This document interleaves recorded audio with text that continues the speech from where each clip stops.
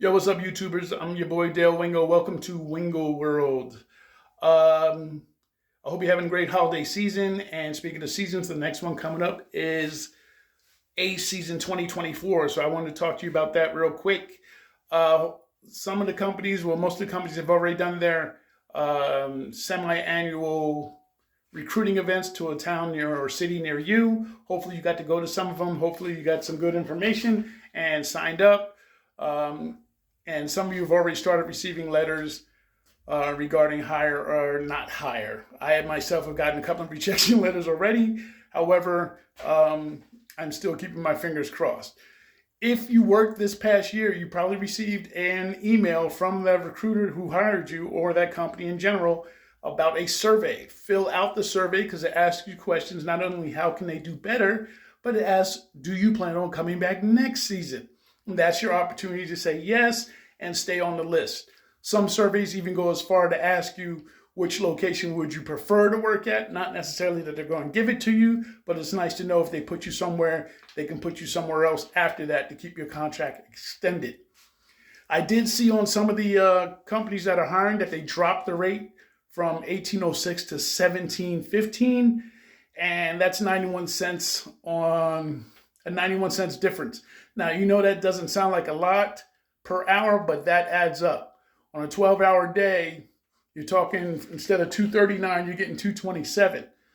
So 227, that little difference, that little $12 a day difference comes up to about $1,080 for a 90-day or a 12-week contract.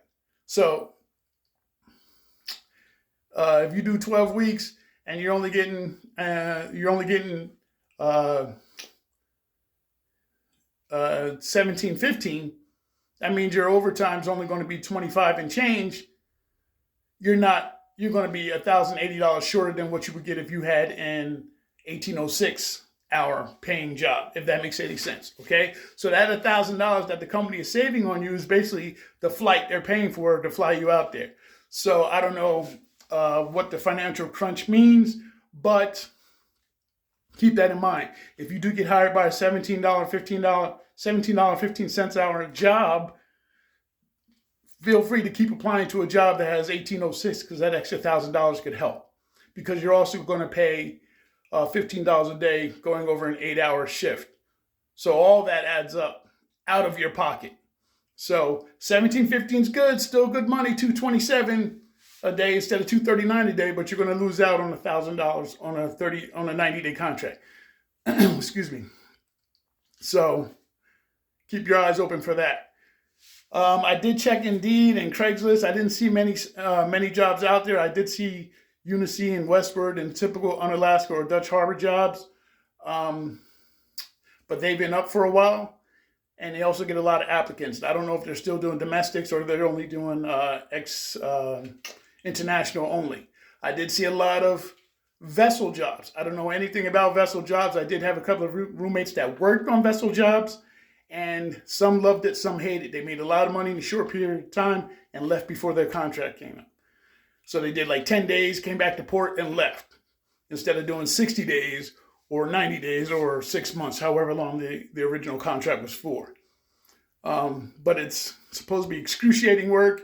You got to be able to walk a gangplank or a Jacob's ladder on your own, and the work is exhausting. I did have a roommate who said his captain wouldn't let them shower. He didn't want to pay them. It was a nightmare. So on that testimony alone, I will not be messing with any vessel jobs. I am still waiting to hear back from one or two companies about whether I start in January or February, and I'm going to apply to some more companies in December. I did reach out to my previous recruiter from one of the companies I worked for this year, and she said they won't start recruiting until December for a February start date. So if you haven't got on with any company yet, keep in mind some companies don't start until February, and you can try to get on in December. All right. So if you get those end of the year surveys, fill them out because they're going to ask you, would you like to come back? Did you plan on coming back? Which location did you want to work at? Which location do you prefer? How can we improve? All that stuff. That's what the surveys are for.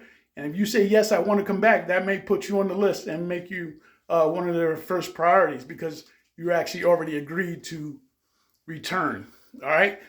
So keep that in mind. If you do get a job for $17.15, keep your eye open for an $18.06 hour job, because that's $1,000 difference.